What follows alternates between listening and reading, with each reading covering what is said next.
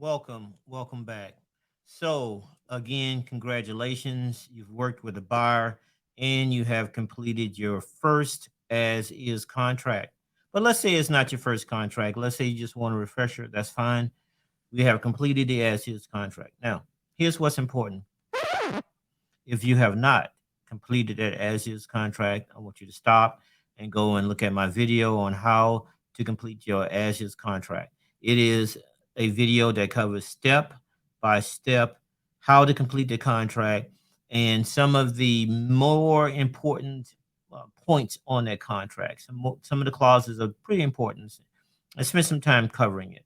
But in this one, we're just going to slightly, I mean, very lightly hit the as is contract because we're assuming that you know how to complete it. And we're going to add our FHA addendum to that contract. Okay. So if you want to learn how to complete the FHA addendum and you have completed your as is contract, this one, this video is for you. Cue the disclaimer. Hi, I'm David Carmena, the broker here with Carmena and Associates Realty Group. I have 15 years experience in the real estate industry, and today we're going to be covering contracts that are commonly used in the real estate industry. I want to say that I am not a lawyer. This is not legal advice. If you have any questions about this contract, please consult your lawyer. All right. Welcome back. Okay, so again, we are talking about a contract that the as is contract is the most commonly used contract in real estate. I think about maybe I read an article the other day about what contracts are being used and when, and the as is contract, purchase and sale contract, is probably around used 80% of the time. So that's really important, and you definitely want to be familiar with how to use that contract. So let's get right to it. This is the home that we filled out the as is contract on, and we will be adding an FHA addendum to. All right, let's open it up. Just real quick, we have our buyer and seller. We have our address here. The purchase price is $419,900. We're gonna have $3,000 in escrow. We have a closing date set for November the 22nd. And this home is going to be used by a standard buyer. This is not a home that we intend to flip, renovate, and rapidly resell. This is not a home that will be used, put under an LLC or anything like that. This is a standard buyer that's purchasing the home, financing the home with a FHA loan. Okay. A couple other points that I want to discuss is down here, property inspection. Again, this is your get out of jail free card. The reason why this contract is being used and is so powerful is that in this, starting at line 260, in this clause, it says that the buyer's sole discretion, can, if he doesn't don't want to continue with the purchase of the home within the inspection period. And for this contract, we have the inspection period, if left blank, 15 days. So within 15 days. Now, if we were to add, let's say most inspection periods are usually between 7 and 11 days. So let's say 7 days on this. Let's say 8 days on this guy. Okay, so within 8 days, if we decide that the home is not a right fit for our buyer, we can give written notice to the listing agent and we can exit the contract and receive our earnest money back. Okay. Now, the FHA addendum offers additional protection. And to add that to be part of the contract, you go down here at line 589. And these are all the standard addendums that you can add to the contract. And we want to click on E, FHA VA financing. That's what we want to add. Okay, so let's save it and exit. Okay, now let's add that addendum to the contract. We go to here, we go to templates and Florida interactive forms, type in FHA. Here, this is the most current form, updated November 1, 2021. So it's very recent. Okay. Now, one thing I mentioned before, that this computer is very fast and we have a lightning fast connection to the internet. This form populated very quickly. If it takes a little while for your form to populate, or if you are an investor and you don't have access to .loop, we still using the same form, except that we will not be able to pull it from the Florida interactive form. Easiest way to do that, guys, investors, is just work with a real estate agent. He has access to these forms and to these tools. Okay. All right, let's get started.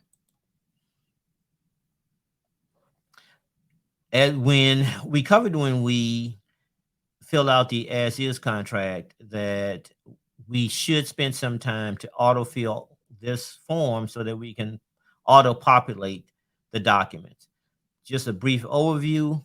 We've already have in this form our buyer, Latasha. We have this particular property has 2 sellers. We have their information here. The buyer's agent, David Carmena. The listing agent, we have here Bradley. We have the property we intend to purchase. Buyer 1, sellers 1 and 2, and we have the legal description. All this information was filled out in our previous video. And again, if you do not know how to fill out this form or to fill out the as-is purchase and sale contract, I want you to stop and go to the previous video where I cover that, because we will not be covering that again, and I don't want you guys to be lost. Okay. All right, let's autofill. And that takes us right into this FHA addendum. Okay. As you can see, let me close this out.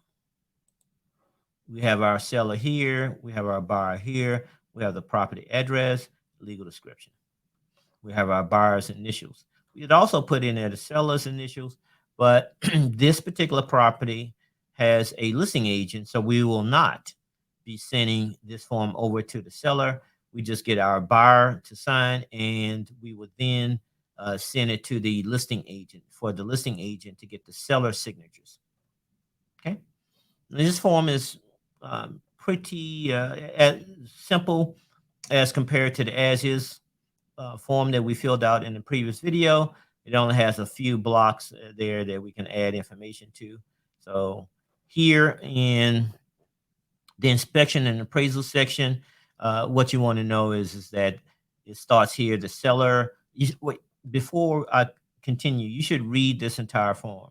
In fact, guys, you should read any document that you are filling out, any contract that you're filling out. You want to read it. You want to understand it. And if you have a broker or a lawyer friend, if you have any questions, reach out to them so you can understand what you're doing. Okay. Now, as I was saying, in the inspection and appraisal section, it says that this is the line that is most important. It says the cost of the seller for appraisal repairs shall not exceed, and then there's a blank here. Most of the time, you want to put something small in there. So $250, $100, something like that.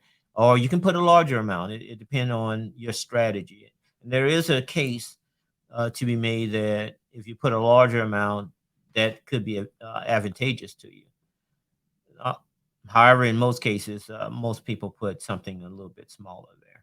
Okay, which again, we put in there not to exceed $250, which cost is in addition to the cost required to be paid by any other provisions of this contract. Okay, so you can add additional provisions in the contract, and this is not,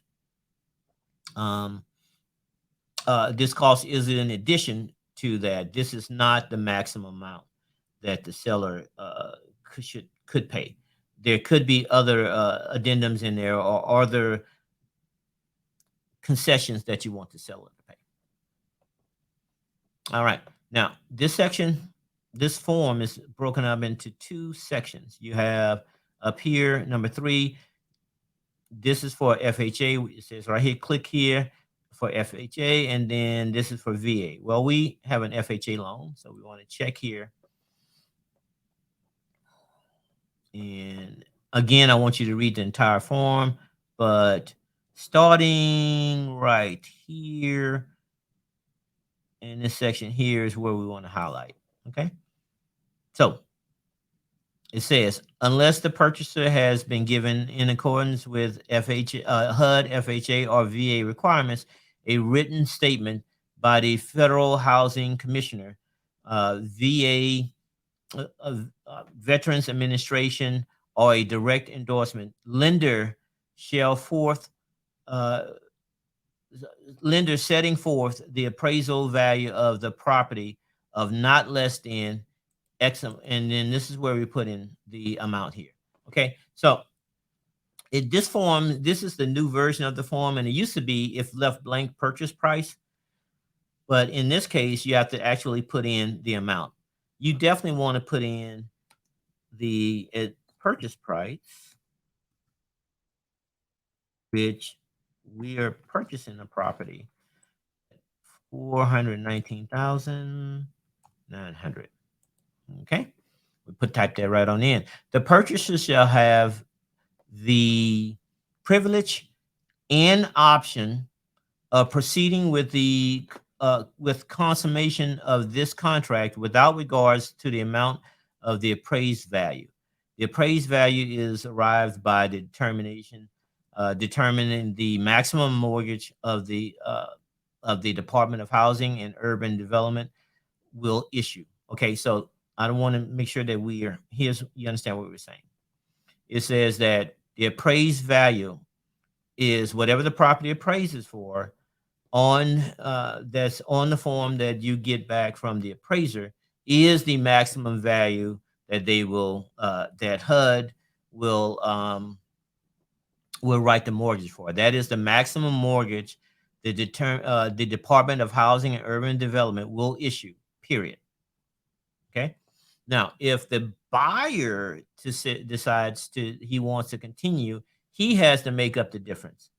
The mortgage is the maximum mortgage that they will write, and it be determined that the HUD will issue is at the appraised value. Anything above that, if the buyer wants to continue with this purchase, they will have to bring to the table. Okay, pretty important. Now, in most cases, there's been some cases where I've worked with buyers that love the home. They fell in love with the home. It absolutely worked for them. The housing market was at a point where the values of the homes was going up. They looked down the road and they felt that this particular case, they had to bring, I think, $7,000 to the table. And they said, you know what, this home works for me. We can afford it. We think that the value of this neighborhood is going to increase over time. And so we're going to bring an additional $7,000 to the table, which they did. They purchased the home, and the bet that they made was correct. That home, we purchased the home for $420. Memory serves, that home is almost worth $600,000 now. And the area was building. It was building in that particular area, and they felt with my showing them the stats and the potential of the area, they felt that bringing an additional $7,000 to the table for the long game was beneficial to them. They did. and they bet right. So there are times when you will decide as a family or as a buyer to bring more than the appraised value, but that's rare.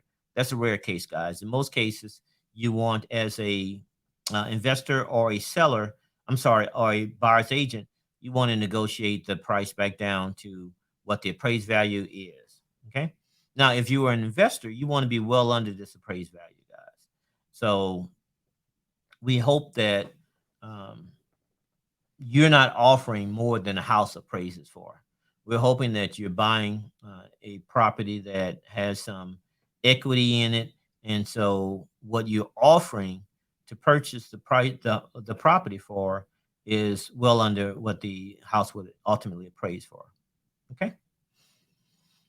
All right. Lastly, fees, payments, and so on. Okay. It says that the purchaser shall pay all loan expenses except tax services fees, which fee, if charged by buyer's lender, shall be paid by seller up to a maximum of. This particular one we leave blank, guys, and it says if left blank is $100. Okay. All right.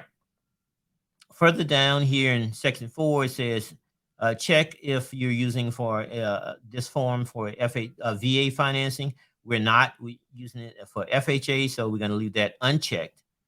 And then further down, it says that election to proceed with the contract. Okay. Now, again, this is another form that protects your buyer if he's purchasing a FHA property. If you are put in here that the home, you put the purchase price of the home, and if the home does not appraise, then you have some options. If the home does appraise and over that, then that's great because now you have some equity built into the home. But if the home doesn't appraise, let's say the home appraised for, we want to buy the home for 419 9, and the home appraised for 400,000. Well, now you can go back to the seller and negotiate the price to the appraised value or work out some deal. Okay. Here you have the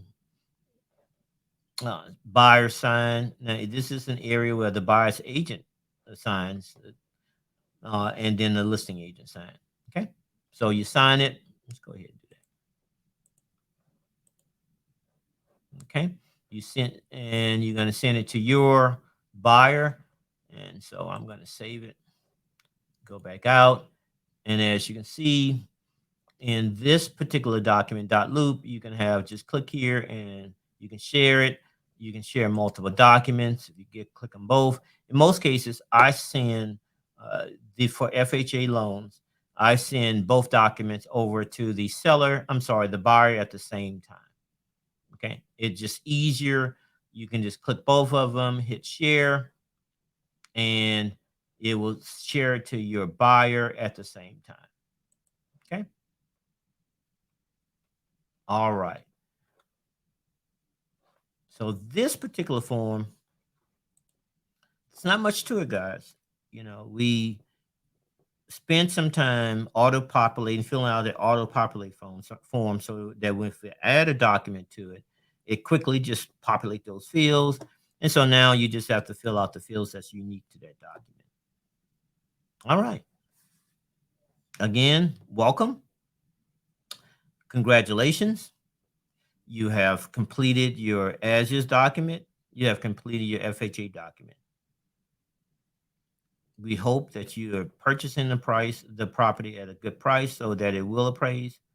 And for investors, that price you want to build in because you got to you want to be lower because you got to build into the price, the rehab costs and all that. And then ultimately you're going to get the home reappraised so that you would do the after repair value. And that's how you would make your profit, your delta, because you're going to be selling it at the after repair value. For buyer, you want the home to appraise at the purchase price or better, so that you're walking into the home with an opportunity that you have equity in there, and the home has already made you some money.